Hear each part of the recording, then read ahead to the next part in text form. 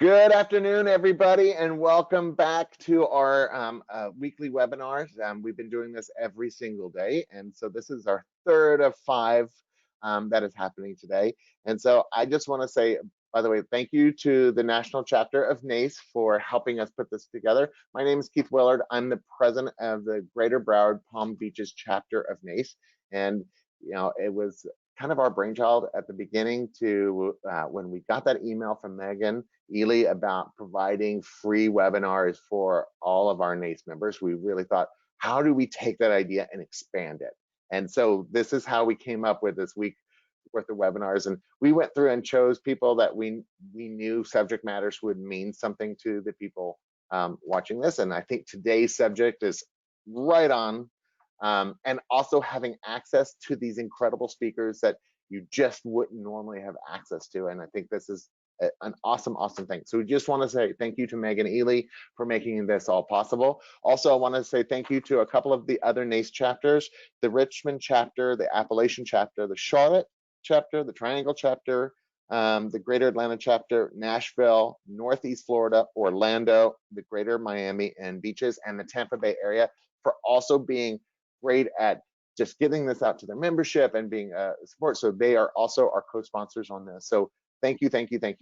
So let's get to it. I just want to introduce Kinsey Roberts. Hi, Kinsey. It's so great to see you. So Kinsey Roberts is a marketing coach for wedding pros, co-owner of Vista View Events, and an industry educator. She is dedicated to helping women dominate their market and diversify their revenue streams through She Creates Business, which is her business, her podcast, digital shops, and marketing agency. You can also catch her as a co-host on the Venue podcast, which helps wedding and event venue owners navigate all aspects of their business within the industry. On the rare occasion she's not immersed in the world of weddings, you can find her spending time with her friends and family, a book, and a cup of coffee within easy reach. Gosh, I mean, that just seems like, one of the things I've been talking about recently is the fact that, here we are all at home, and yet I feel like I have less time than ever at this point. So it's good that we get to have this time with you, Kinsey. So hello, Kinsey. Hi, Keith. Thank you so much for having me. I so appreciate you. I am thrilled to be here. I know that you guys are busy. I know we all have a lot going on in our communities, and I just want you to know that I'm going to respect your time today. I'm going to give you exactly what you came here for, and to let you know that in times of crisis like the pandemic that we're going through, recent events that we're going through, that we feel like our businesses are really being impacted by this, and that how to continue marketing even if you have a limited budget. That feels so timely, doesn't it? It feels like, oh, perfect. Go ahead. Before I turn this totally over to you, I completely forgot that if you have questions for her, please put them in the chat bar to the right of your screen, in the chat, not the question section, the chat section. Type them in as we're going. We're going to answer those questions at the end of the webinar. So, but we're not going to be, I'm not going to interrupt you anymore. So sorry about that. Do whatever you want, Keith. So sorry, back to you, and I'm out. Well, thank you. Well, I was just going to say that it feels like, oh, this webinar topic is so timely because I have a limited budget or no budget because we've been going through a pandemic and, many other things. But I just want to let you know that this topic for me has been something that I've been teaching on for a while. I've been in marketing for about 11 years, and it's not just in times of crisis that you're going to have to scale back your marketing or that you might feel like you have a limited budget. And we'll kind of talk a little bit about that, but I want you to keep that in mind. So don't feel like this is a crisis webinar because we're going through an international pandemic and among other things. This is information if you want to scale back your marketing to make pivots and adapt in your business in a lot of other scenarios. One that I like to use that I think helps people understand that they can use this information anytime in their business is when you're ready to hire people or when you're ready to hire more people. A lot of times as the business owner, or if you're what I like to call an entrepreneur, I did not coin that term, let's be real, someone else did, thank you for that. But that means a person who works within a big bigger organization, there may be times where we need to adjust our marketing spend or our spend in one way or another because we want to bring on another employee or a new employee. And by like bringing down the cost of some things, we know that we can invest in that human being and we can make their experience with us the best it can possibly be. And once they're trained up and once they're bringing revenue into our business, now all of a sudden our marketing spend can go up again because they're bringing that capital with them, right? And that's kind of what it means to have an employee who is valuable. That's not the only reason they're valuable, but you know what I mean? Like you can understand now, okay, I pay them this much, but they bring this to the business, whether that be a financial resource, their personality, all kinds of things, right? There's so many things that employees bring. So I just wanted to throw that example out. I'm not going to spend a ton of time on this slide, my friends. I don't have a ton of slides. I talk a lot because I want this to be interactive in the sense that whenever you have questions, as Keith said, throw them into the chat. But this is me. This is, I'm Kinsey Roberts. I am a wedding venue owner. I have 2 wedding related podcasts and event related podcasts. I spend a lot of time in the industry, but my main role and the reason I love marketing so much, I mentioned it, I've been a marketer for 11 years. I happened upon the wedding and event industry a little bit by chance. I'm not someone who, I didn't plan my own wedding and then I got into weddings, or I didn't, plan someone's event and then I got into events because I loved it, or I loved love, or, sort of those kind of, all those stories that I've heard as a podcast host. I got into weddings because I wanted to start a business and I wanted to market that business and grow it. And that's what I've done. So this is one of my favorite presentations because marketing is the gateway to a sustainable business. And this is one of the truths we need to know. We need to internalize. There's 2 of them. The first is this: in your business, you can spend time, money, or both. Those are your options. Isn't it so freeing to know that you only have 3 options? You can spend your own time or someone else's time, your own money, or both. You can spend time and money. This is so true when it comes to marketing. You can be a hustler and spend all of your own time or your team's time, or you can just drop money into paid ads, into print ads, into shows and expos, into a variety of things, right? You need to pick the one that applies to your business the most. Now, this is marketing with a limited budget. So my guess is right now, you have more time than you have money to dump into marketing. And that's okay, because I have plenty of activities you can do today with your time. And don't forget that if you have a team, even if it's a small team, you need to be bringing them and integrating them into your marketing. I wholeheartedly believe this, and I'll tell you more about that later. But your business, here's the great news, your business will fluctuate between these choices. Right now, we may have more time, as Keith said, and I could not agree more, even though we're all at home and we quote, have more time because our events have been canceled, we feel like we're busier than ever. So, and that's true. But right now we may have more time in the sense that we're not as busy with events, but later in a year, in 2 years, 18 months, we may have more money. And then now we have less time because we've rebooked all of our calendars. So now we need to plug some of that money into our budget. So understand that those are the 3 things you can do in business for it to be successful, and that you don't have that many choices, which is wonderful, and that your business will fluctuate between having time, money, or both. And then the other one is that marketing is the gateway to sustainable business. Marketing is the lifeblood of your business. I cannot stress this enough. It is what leads to sales. It is what leads to booked clients. It's what leads to more revenue. It's what helps people find you who want to work for you. If nobody knows about you, nobody knows about you. This is not the field of dreams. I'm not Kevin Costner, neither are you. Like, if you build it, they will not come. Marketing is the lifeblood of your business. Now, listen, I talk a lot about this because I own a wedding venue, but listen, I own a wedding venue in a rural community. And lucky for me, because I know the value of marketing, we get a lot of our couples from Denver, which is the capital of Colorado. That's where I live. We get a lot of our couples from Denver. It's 3.5 hours away, but 60% of our couples are coming from there because of marketing. I live in a town of less than 10,000 10,000 people. So I cannot just throw up a venue, even if it's amazing, which I think it is, and I'm super biased. I can't just throw up a venue and then expect to have a fully booked calendar all year long because of where I live. And so if that's but I know that our area is growing, right? That's part of like future forecasting your business. So when I talk about marketing, it's because, listen, we're not all going to just, throw up a business in a really highly trafficked area and then all of a sudden people know about us. We have to get in the game and we have to stop being forgettable. I am not the only white wedding barn in Colorado. I am certainly not the only white wedding barn in the country. We are not the only wedding barn owned by two sisters. My sister-in-law is the other owner. You are not the only catering and event company or the only planning company or the only DJ in your area, in your state, in the country, in the world. We have to stop being forgettable and we have to start doing things that will put us on the map. I'm going to go through some things today that you might say, well, no one in my industry is doing that right now.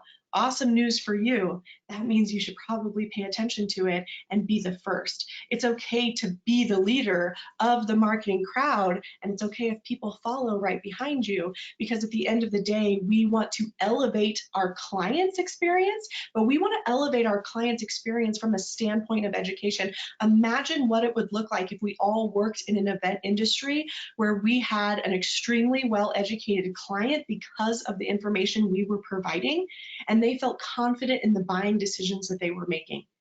That is the type of industry I want to work in, and that is the type of industry that good marketing can produce. So let's get to a plan. I have just a few quick warning shots for you, just in case you decide this is not the webinar for you.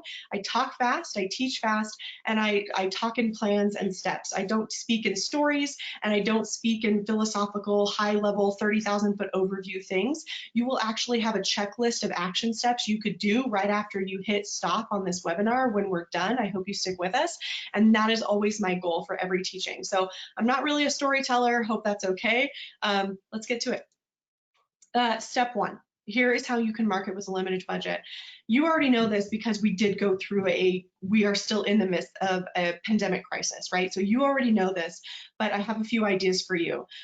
Plugging the holes in your business, stopping those financial leaks is extremely important. And this really goes beyond, listen, we've all felt this. Maybe you were laid off, maybe you had a friend that was laid off, maybe you've had to close down part of your business or all of your business right now. That is a strategy, that is a short-term strategy for what is happening today. When I say plug the holes in your business and stop the leaks, here's what I actually mean.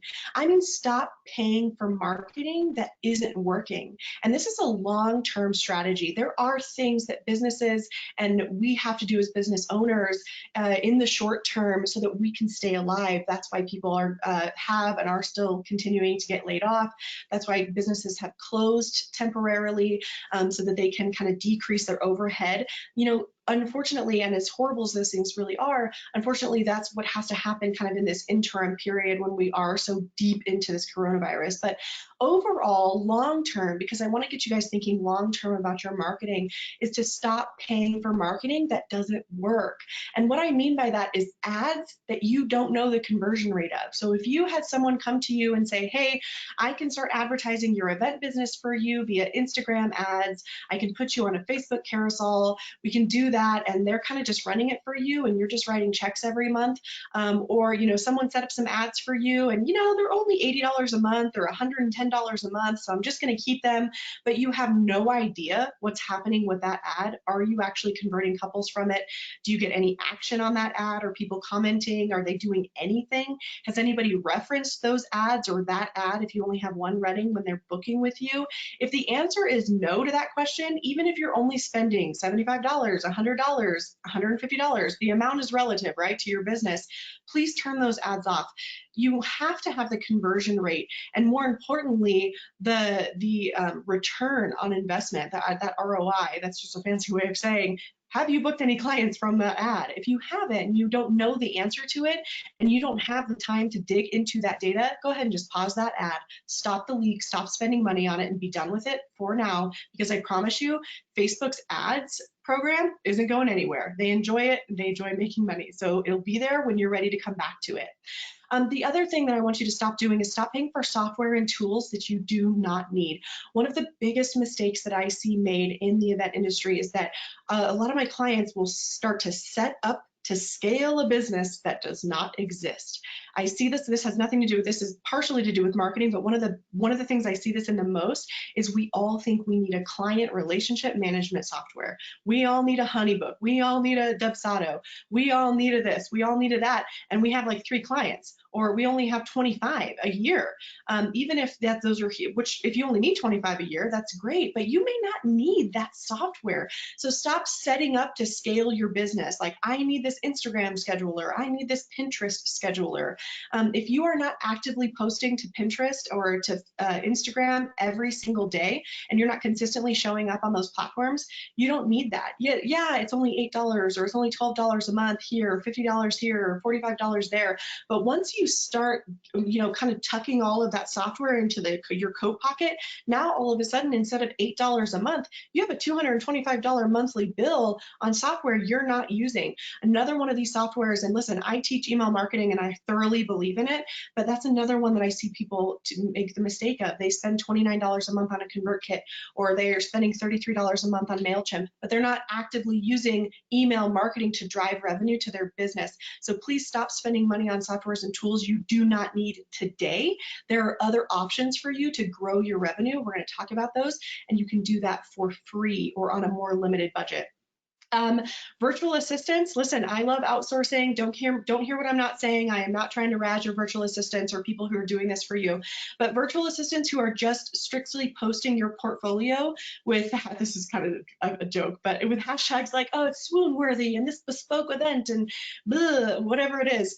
I don't think you should be paying for those if there's no conversion. If you are only paying a virtual assistant to be consistent for you, and there is value in consistency, please make sure that you can afford that consistency, right? Make sure you can afford, especially right now, that virtual assistant. There is value in consistency, and we're going to talk about that, but it's extremely important, especially right now, if you have a limited marketing budget, that the consistency you are offering is actually bringing value to the people who are looking at it. And I'm not just seeing a bunch of your portfolio being hashed out on social media and on your blog and any emails you are sending. So think about that.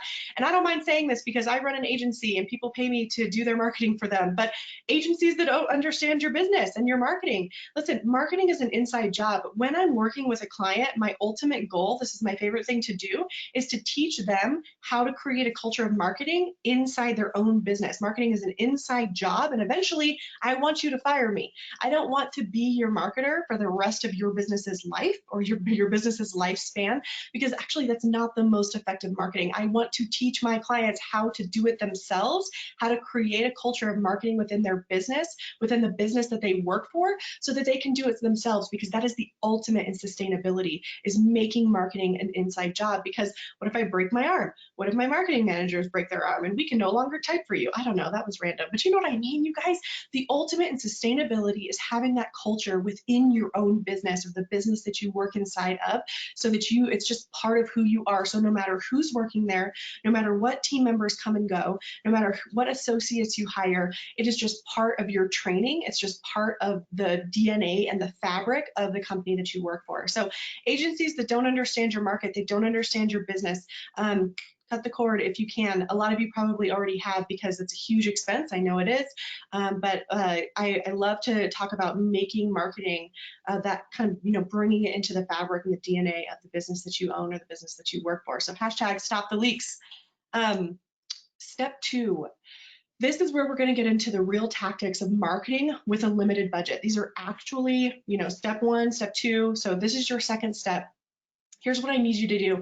I need you to figure out, and you really need to do the data and do the work on this. So don't skimp on this work. Do the work. Where do you get the most paying clients? So in one way or another, if you are limited in your resources, remember time, money, or both. If you're limited in your resources, it's really overwhelming to spread your energy and your effort and your attention too thin over a lot of marketing platforms. Now listen, there's a hell of a lot of value, pardon my language, in being a hustler and being everywhere at once. Shout out to Pat Flynn and Gary Vee, who both agree with that. And I've learned that from. But when we are talking about being limited with time or money or both, let's start with one thing. I need you to figure out where the most paying clients are coming from so that you do not get overwhelmed with these tactics. How do you figure that out? So this is the time to dig into your data.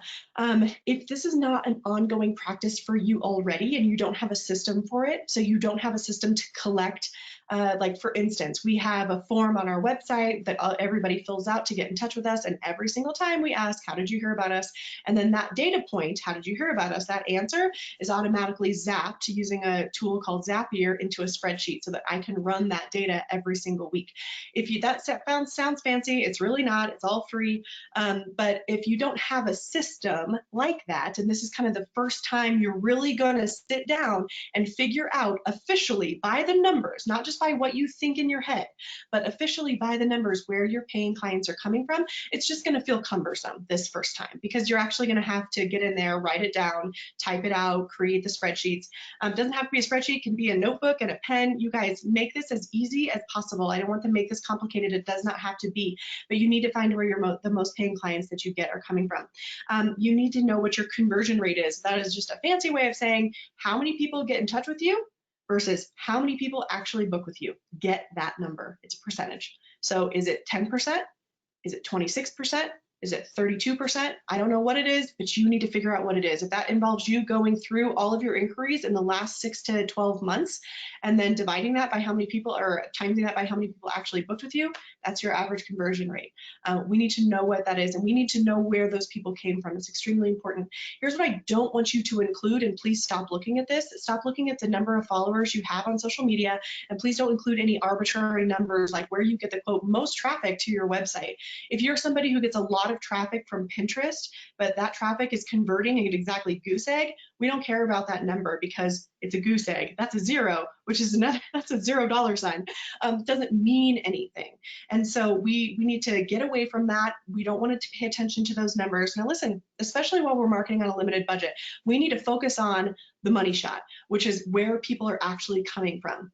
That's not to say that we can't test other platforms later. I love testing. Like I said, we want to be everywhere eventually when we can. That's important. We want to overwhelm the market. I don't talk about dominating your market for no reason, but we need to do that later. The laser focus is the name of the game. Do not skip this step. If you do not figure out where your paying clients are coming from, then the rest of the steps in this presentation are going to be irrelevant to you.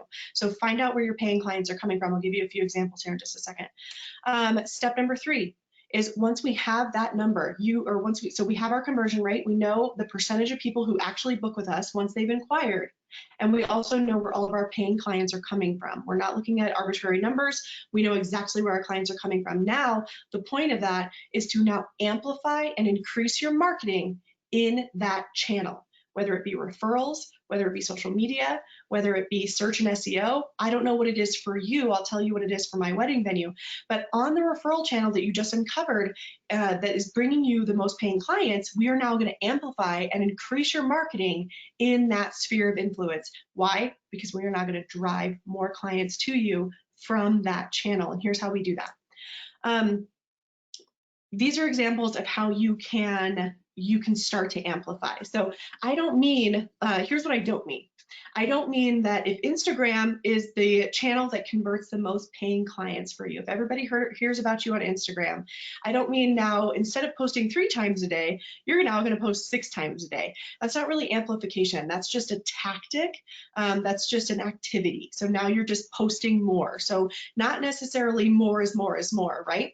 What I mean by amplifying is actually thinking forward into your business and figuring out, okay, if this is how we get traffic right now, and these are the clients that are converting for us, how can we turn up the dial on that strength. And here's some examples on how to do that. So for those of you who said, I already know, or for those of you who figure out that search and SEO, so search engine optimization and search and people finding you through Google is your highest, is the way that you get the most paying clients. That's one of the ones for my venue. Then what I would tell you is to think about going to YouTube. Think about starting a YouTube channel. Why am I telling you that?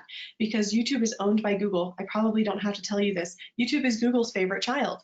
It's the second largest search engine in the world. So if you are not on YouTube, if you are not in video and doing video right now, but search and SEO is your biggest referrer of paying clients, now amplifying that marketing channel would be to go to video. That is the second largest search engine in the world. And you're thinking to yourself, okay, I like that. I like what you're saying, Kinsey. We have, search is the biggest driver to traffic to our business. Amazing. But I don't know how to get on YouTube and I don't know what we were going to talk about. I have a marketing strategy for you in the action item that you can all do no matter where you're getting the most paying traffic. So for those of you who do this research and you do this data mining and you figure out that Facebook and Instagram is your biggest traffic drivers. You get all of your clients from Facebook and Instagram. Instagram is big for us, for my wedding venue. Well, I want you to become best friends with live video on both of those platforms. We already know that Facebook owns Instagram. I don't have to tell you that. That's not new news. But if you are already crushing it, and you don't have a strategy around live video or Instagram TV, IGTV as the kids like to say. I'm just kidding, I don't know if they like to say that, that's just what it's called.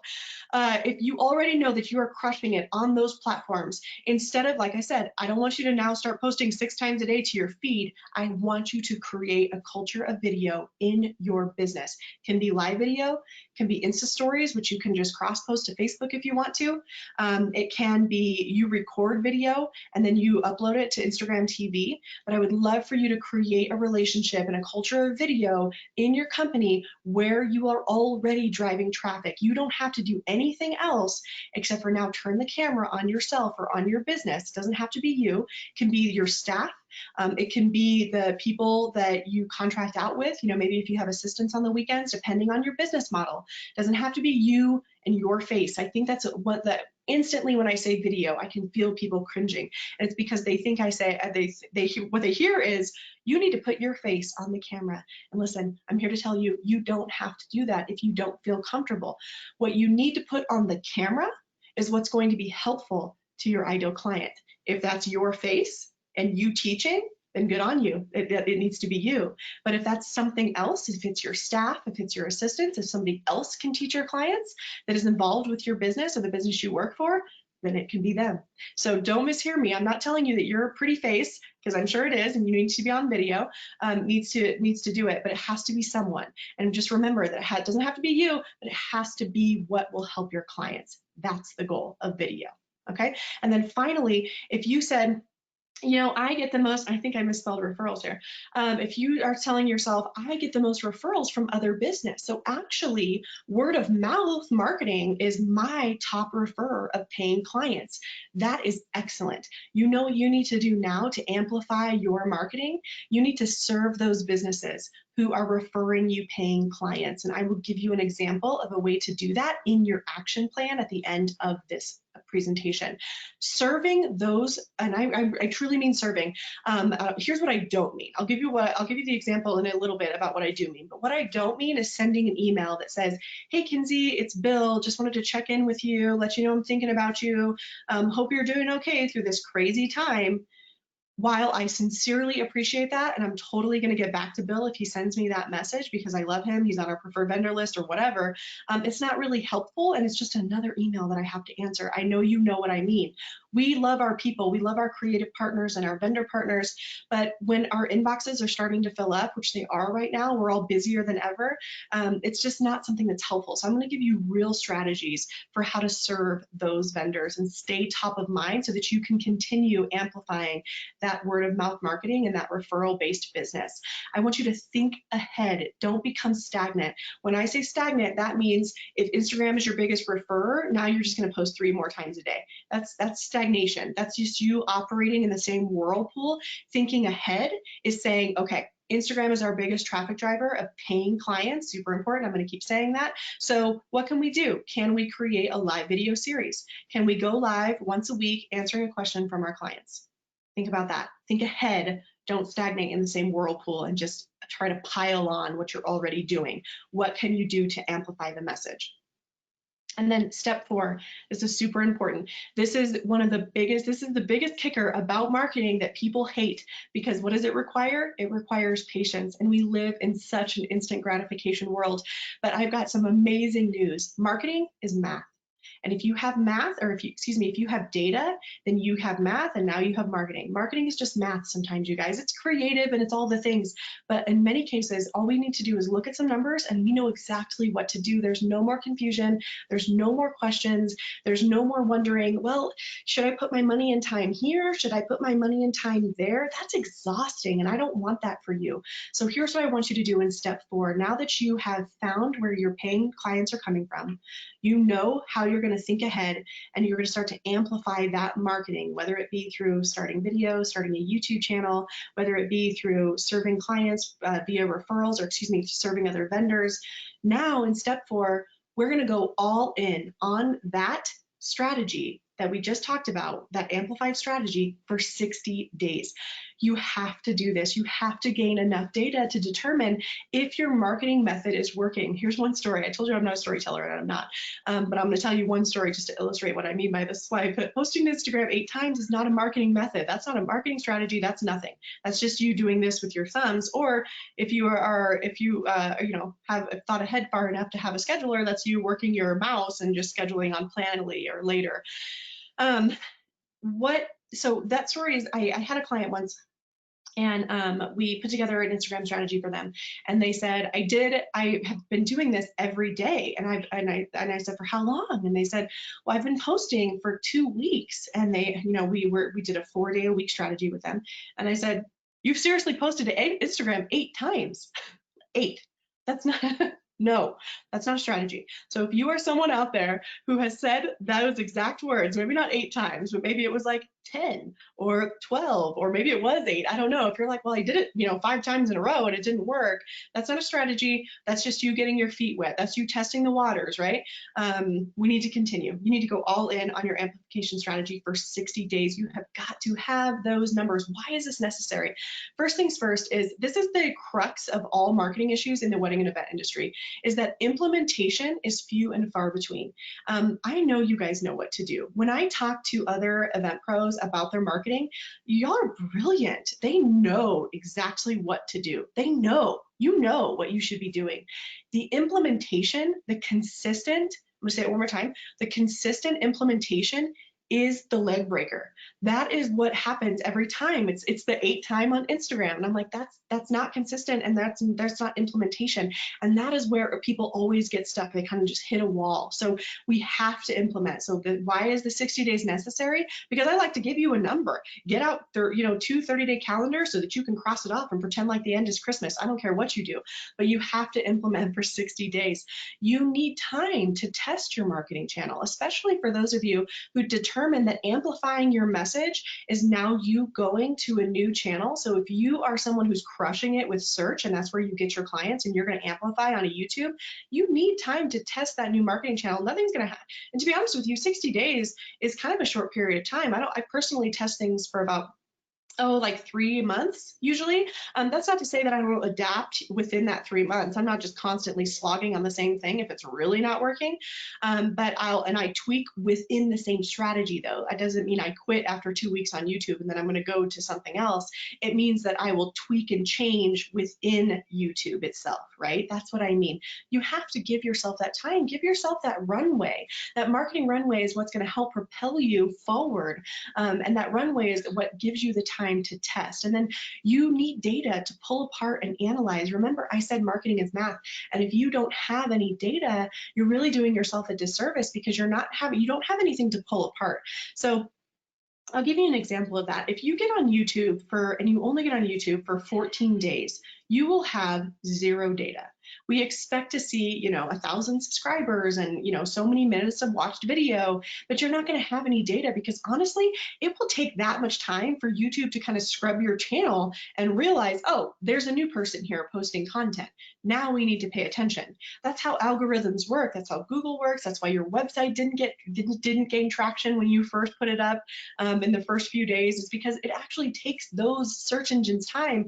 They kind of reset and then they clock your website or then they clock your YouTube channel. Now they're doing it all the time, but it can take time, especially if you're not consistent. So going back to having to implement, it can take even longer if you're not consistent. So all of us who are dragging and razzing the algorithms, whether it be Facebook or Instagram or Google or YouTube, whatever it is, most of us are not consistent, and that's why we're resetting the algorithm every time. We are our own worst enemy. So you have to have data to analyze and pull apart. And if you would do this and commit to yourself for 60 days, you'll have that data, you'll have that, be able to analyze it and pull it apart and understand what's working, what's not working, and then finally adapt, make changes, and try again. And like I said, it doesn't mean if you didn't, oh, well, I didn't book 10 clients from these last 60 days in this new marketing channel that I'm amplifying, so I'm out.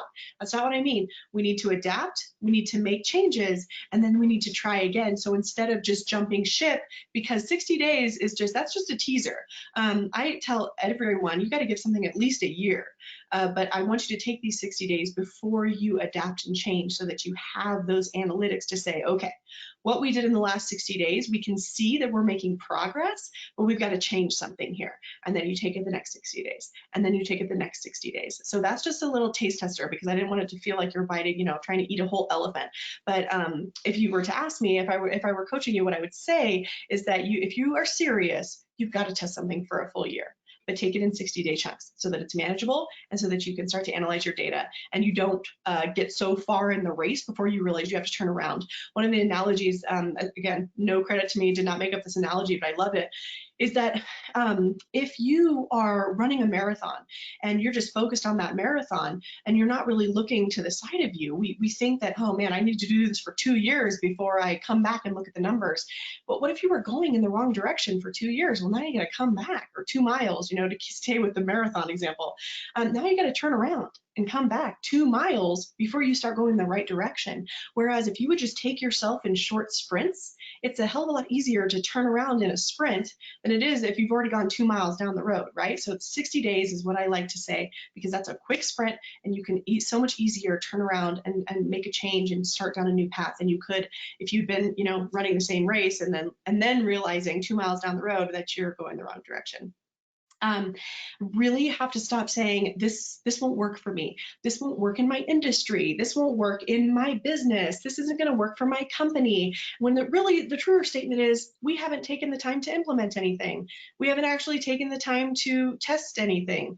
I don't want to be harsh, but the reality is when people say this won't work for us, what they really mean is we haven't tried and we don't want to. And if you don't want to, that's all good. But then marketing in general is just probably not going to work for you because it's all about testing, right? And then finally, I told you guys, and I'm a keeper of my word, that I would give you an action plan. And I think that if you write these down, if you'll do these, follow up with me on LinkedIn, follow up with me on the DMs and Instagram, doesn't matter. I would love to see how it went for you.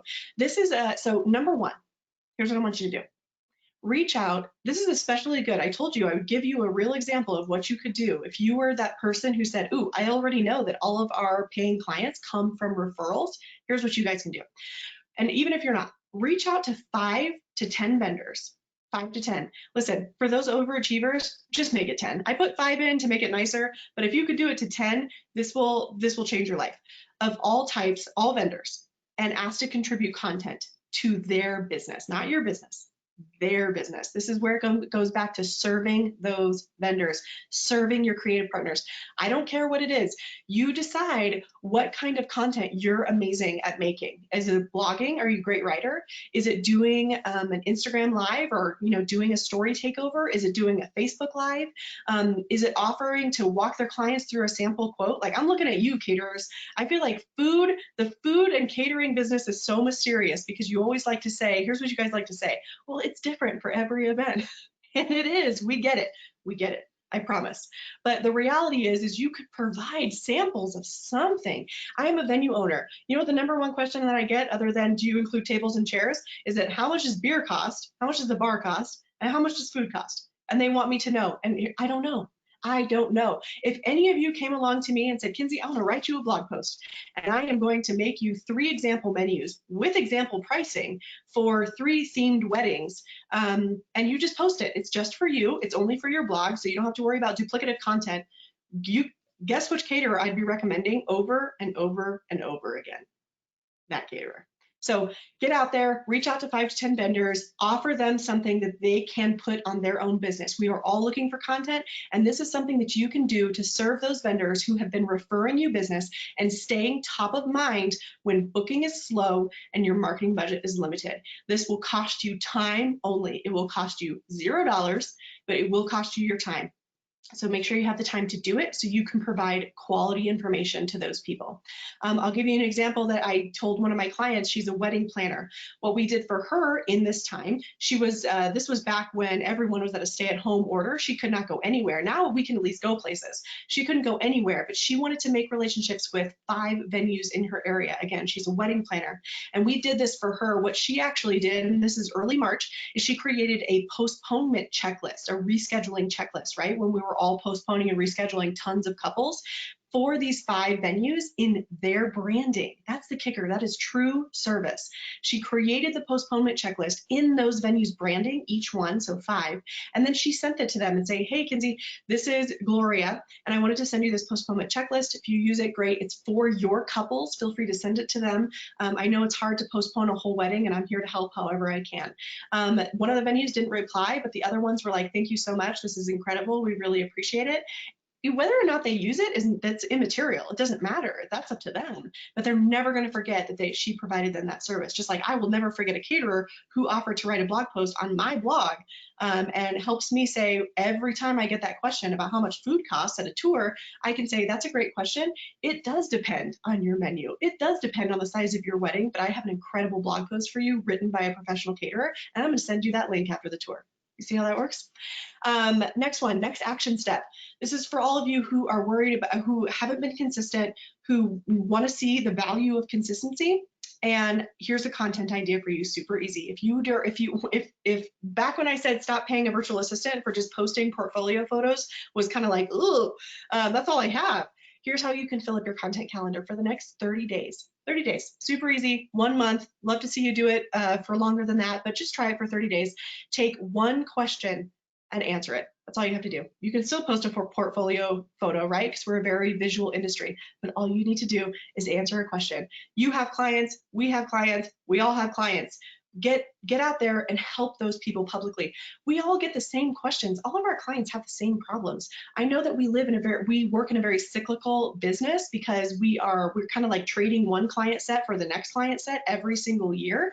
But the reality is they all have the same question because they're all doing the same thing new every single year.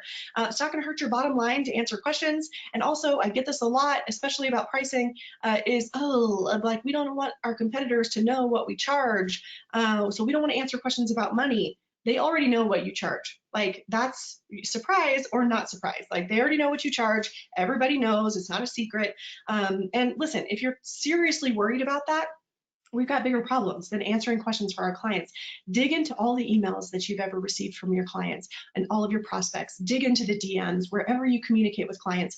Pull out 30 questions and then get on social media and answer those questions as honestly as you can. This is not something that I made up. It is called the They Ask, You Answer model by my favorite marketer ever. His name is Marcus Sheridan. Buy that book, read it 47 times, listen to the audiobook. I don't care what you do. Google Marcus Sheridan and impact, and you will see, listen to all his podcast interviews. Like he is an incredible marketer. And he started out, and the reason I follow Marcus Sheridan, and I think you guys will really appreciate and respect this, is because he was a local pool guy in Virginia. just a local guy running a business with his buddies, and they were about to go down back in 2009. And he figured out that he needed to do something different in his marketing. And the parallels of his story, and I know that the crash in 2008 and 2009 is a very, very different than coronavirus. I know, and I'm sensitive to that. But the parallels of his story versus what we're going through now they're so connected. And if anyone knows how we're feeling, it's definitely Marcus Sheridan. So pick up that book. If you like audiobooks, grab it. Listen to his podcast episodes, you guys. Listen, I learn a lot from him, and he's been one of the most influential marketers that I've had the pleasure of learning from. So listen, here's the other thing. Finally, your action plan. Show people what it looks like to work with you. And I do not mean those cute, like behind the scenes videos. None of us can do those right now. Like none of us are working events. I know we're not until August. So I can't do the like behind the scenes in the kitchen, you know, like Instagram stories. Those are nice and those are great. And listen, people like to get to know you as a person. I can make a good argument for that. But we need to stop thinking of marketing as like some sort of special unicorn tactics that are like mysterious and we don't know what to do. When the reality is it goes back to the they ask, you answer. If we will show people what it looks like to work with us, the easier it becomes for them to say yes to working with us. And I know you might be thinking, gosh, Kinsey, this just sounds too simple, because it really is. If you will just show people what it looks like to say yes to being your customer, they will say yes to being your customer. What leads to people moving away from you and creating this, what we call kind of like creating inertia, where they move away from your business, is confusion. When they don't understand what you do because you make it complicated, or your website is full of like we the company and our philosophy and our values and what we do, instead of like you the client, you the person who's going to pay me money, they don't understand. And so if we would just rip away that confusion and that mysteriousness, and here's a little test for you guys. If you'll actually go to your websites and read, you know, I even need to do this myself, raising my hand. If you'll go read all of the copy on your website and see how many times it says we, the company, our this, our that, we do this, we do that, versus here's how we're going to help you. Let me know what that says. Most of our copy doesn't say you, the client, you, the person who's going to pay me. Here's how I'm going to help you. We're not showing them what it looks like to work with us. We're just telling them our values, and we're telling people why we're the best, why you should choose us. Get away from those words and start inputting those you words, and how I'm going to help you. Here's what I can do for you, and talk to the one person, right? We call that the ideal client, the avatar. I don't care what you want to call it. Build the method into your company's DNA. This is one of my other favorite marketers. His name is Jay Baer. His book is actually, it's called Utility, very similar to They Ask, You Answer, very similar concept. It's how I was introduced. Makes it sound like I know Marcus Sheridan. I don't, you guys, but it's how I was introduced to his teachings, because he wrote the introduction for this book. But Jay Baer says if your marketing strategy is more than 8 months old, you don't have a marketing strategy. Woo! That makes me nervous. Like, that feels like, oh my gosh, Jay, how dare you? But it's true. We are moving so fast. The time, it's only, what is it, June 3rd? Yeah, it's June 3rd. The time between, you know, what was it for us? March 10th? March 15th? Between now, June 3rd, I feel like we've all lived 42 years, right? So, and that's only 3 months. Can I do math? Yeah, that's 3 months. And Jay is saying if your marketing strategy is more than 8 months old, you don't have a marketing strategy. So it's really important for us to constantly be looking at these things, adapting. We don't always have to pivot. I feel like pivot makes it sound like we need to completely change our lives, and whoa, we need to come up with a new service. And, you know, people are like trying to plan micro weddings like it's going out of style, which is great, but we don't always need to pivot. Sometimes we just need to adapt our strategy. And that's what we can do in our marketing. And the strategies I shared with you, the action steps I shared with you, will cost you $0 if you will just get out there, answer questions, show people what it's like to work for you. I think it will really change, or work with you. It will really change your business. And listen, there are still people booking events. There are still people booking weddings for 2021 and beyond. And you want to stay top of mind. I know, and I'm sensitive to this. We have a lot going on in our communities right now.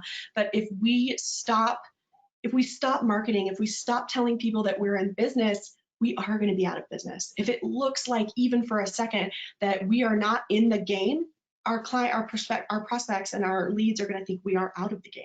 We don't want to bring that sort of negative energy, and we don't want that just little hint of doubt planted in their mind, because that will impact our business, and then we will be out. So thank you guys so much. It was so good to be with you. I really, really appreciate you. If y'all have any questions, pop them in the chat. I would love to answer them. If you are too shy to pop them in the chat and you don't want to do that, this is my email address. I will give these slides to Keith, and I would love for you to reach out to me personally. Like I said, DM me on Instagram. You can find me on LinkedIn. I'm Kinsey Roberts everywhere, or She Creates Business, and I will be there, and I'd love to answer any questions that you have. Thank y'all so much. Kinsey, you were amazing. I really, really loved everything you talked about, and I love the fact that you gave us actionable items, things that we could literally do today or tomorrow, and I love that. So thank you so much for sharing your knowledge with us. That was everything. So I just want to check with Kathy. Kathy, do you see any questions in Yeah, we have one. We have okay. one. Perfect. She said, oh yes, it's a she, I believe. Sorry. Outstanding presentation. Any recommendation for new business? Yeah, so my recommendation for new business, first of all, thank you very much for saying that. So nice. I really appreciate it. I'm so glad you were here. My recommendation for new business is two things. So number one, figure out your finances. I feel like sometimes we think like, oh, we just need to book, we need to book, we need to book. My hope is that if you're new in business, maybe you are, it sounds like you own your own business. So if you're new to business, that's kind of what it sounded like to me. Figure out what your finances are and how much you need to make. So if you are like a financial contributor to your family, if you are working, if you're still working in a 9-to-5 and you're not a full-time business owner, which is amazing, that's great. Like, that is wonderful. Everybody who's on here, please know that. I want you to focus on 2021. Listen, 2020 is, I'm going to say it in part of my language again, is a crapshoot. It's hard. I know people are talking a lot about like micro weddings and small this and small that, but I don't want you to focus your energy there, because people feel very anxiety ridden about 2020. Even later into the fall, we don't know what's going to happen. It is very unknown, and unknown makes people not take action. So I want you to focus on 2021 as a new business owner. Everything I shared today, you can do. Focus on 2021. Talk to those couples, talk to those event planners, talk to those people planning events, so that you can start to gain deposits and work your business that way. Okay, one more. Oh, good. How frequently would we need to post on YouTube channel a week? Oh yeah, so start with once a week. If that feels too overwhelming, then start with twice a month. Do what feels right to your business. And when it comes to posting strategy, here's the great news. It is up to your business and what will actually work for you. And that's actually the case with all marketing. I know that there's a lot of, when I take advice, when I say that like Jay Baer and Marcus Sheridan are my favorite, they are, but they're not like the gospel for me. It's not like I do everything that they say and that my blinders are on for everything else. The reality is we have to test what works in our own business and then go from there. So I post once a week for my clients, but you may only need to post twice a week depending on your business. You could get the same or twice a month. You could get the same traction by only posting twice a month. But the only way you're going to know that is to start testing. It actually is the same thing when people ask me like, oh, well, how do I find my ideal client? Or how do I start booking the kinds of weddings that I want to book, or the kinds of events, whatever it is. The only way you're going to know that is by working it through, like slogging through the mud. I know that doesn't sound pretty or fun, but listen, you got to get in the game, like get in the ring and figure out what works. And then that way you can toss it away. If you start doing 4 videos a month, or four videos a month, that's 1 a week, and you're like, this is amazing, this is what's really helping us, amazing, then keep going. What I would tell you is that don't overcommit. So if you don't have any experience with video whatsoever and you're still shy on Instagram stories, but now you're going to go hop on YouTube, that's okay. But I would not do 4 videos a month. I would maybe just do 2 a month and see how that goes. It's a heck of a lot easier to increase than it is to decrease, because if you go in 4 videos a month and you're like, this is crazy, I have to stop doing this. Well, now you've created an expectation of quitting with your audience. And it's not a huge deal, but it does plant a little seed of doubt into their mind. So make sure that you're on the side of being able to increase instead of decreasing. Awesome. And I have one more. Oh, go ahead. Well, Go ahead. and I actually want to add to that. So one of the things that we did is I do a little series called Behind the Veil every Tuesday at 2. And what I did is I got together with other businesses and we do it as a combined effort. So we created a panel. So as an event planner, as an invitation specialist, because Marcy Gutenberg with An Affair to Remember by Marcy is on the panel with us. So each of us are able to answer questions every week, and then we come up with whatever the subject's going to be. So it's instead of me just taking on the video all by myself, I've got other people that I can lean on. You're so smart, Keith. Yes, please, to that. Like, everybody listen to Keith. That is so smart to have. And, Keith, and I'm sure this is why you did that, you don't know everything about invitations, but you know Exactly. that your audience needs that information. And so you're bringing in the pros. When you bring the experts, when you are the gatherer of people, even Yep. if you're not the one giving that information like Keith is, his audience is trusting him implicitly because he's the one bringing them the goods. And that's the thing, as an event planner, that would be my job anyway, is to bring in different vendors that I think that would do a good job. But I feel like, in this new world, if you have people that you can lean on to start doing these videos, once a week, it makes it so much easier, because then it's not a chore. You're actually getting online and actually talking to each other, and it feels a little easier when you have other people to talk to. 100%. And I'm sorry, what was the other question, Kathy? It actually is not a question, but I want to make sure this is heard loudly and proudly. This is one of the best webinars I've attended in the last 3 months. So much actionable information. So Thank much. you so much. And I I did am. not write that. She didn't. And honestly, it really was. I was just, I was engaged the entire time. And this is exactly why I wanted you to be part of the series, because I have seen some of your work before, and it's always just so honest and truthful and straightforward. And it's like no holds barred. So thank you so much for. And I have another one. Oh, another one. Pop it in. As a wedding planner, what would be your advice on how to book more weddings through referrals from venues or being a preferred vendor? Ooh, yeah. So, and Keith probably has a lot to say about this because he's also a wedding and event planner. I am a venue owner, so I will speak to that side of it. Let me answer your question about getting on a preferred venues list, because it is an awesome list. And just because of the sales cycle. So the sales cycle of a traditional wedding or event is, what do they do first? They pick their date and they find the place they're going to do it. Why? Because all of the vendors after them are going to say, where is it and what day is it? Right? Especially if they're not like, this does not count like full planning packages where they do venue research for you and all of that. But that's really the majority traditional sales cycle. So we have kind of this power, quote, power, we're not special, you guys, but we have this thing with our preferred vendors list where when people are on it, we can drive business to them. So when I get a request to be on my preferred vendor list, here's really what I want to see. What I would love to see is that you're making an effort to come to my venue and to work at my venue without asking anything of me.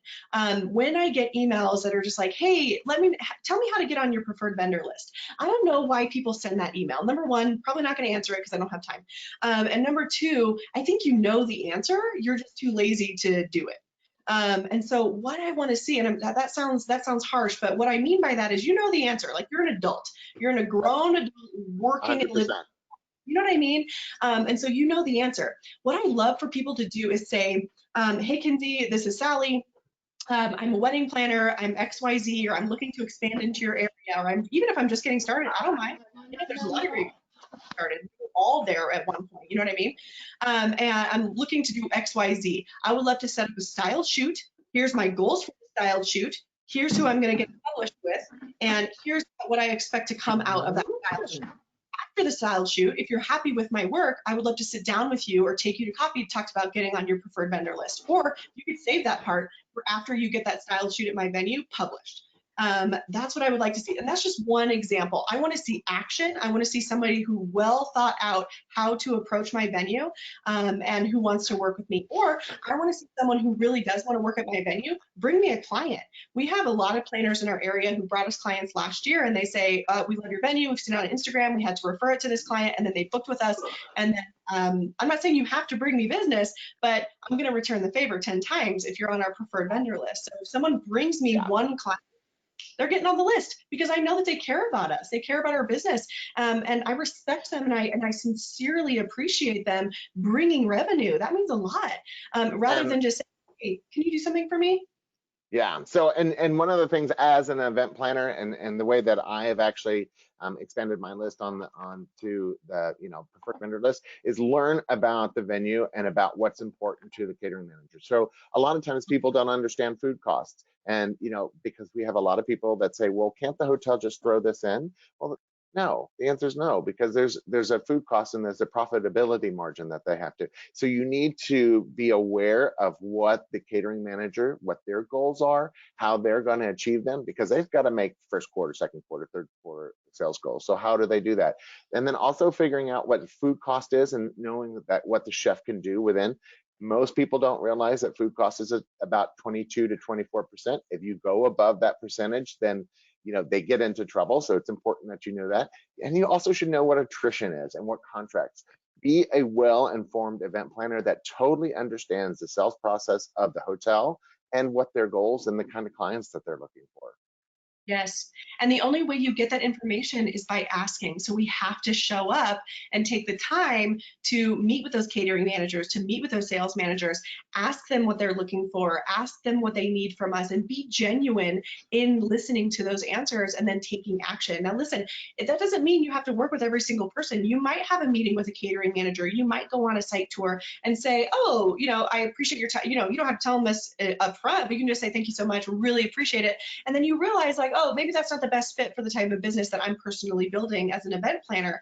That's okay. That's just the name of the game. That's business. But you have to kind of get out there and get your hands dirty and do kind of the footwork, right? I know that's challenging right now in coronavirus, especially if you're building your business. But the other thing I would encourage you to do is, depending on your area, so we talk about catering managers and sales managers, and those are larger structures and larger business models. Look to some of the places in your area. I know in Colorado, we're getting a lot of privately owned venues that are being built. And so look to see if those, like mine, look to see if those are coming up in your area, because I'll tell you what, a lot of venue owners, and I think I told you guys this at the beginning of the webinar, I'm not a wedding planner or wedding photographer or anybody turned venue owner. I'm a marketer turned venue owner. So I didn't know everything about the industry. If somebody like Keith came to me at the beginning of my journey, or early in my journey, and we still are what I consider early in our journey, and just said, hey, sharing all my knowledge, I would just be like, how do I like snap you up? What do I do here? Right, and exactly, and a lot of times these hotels want to put on events for, let's say, different event planners and want to do a luncheon.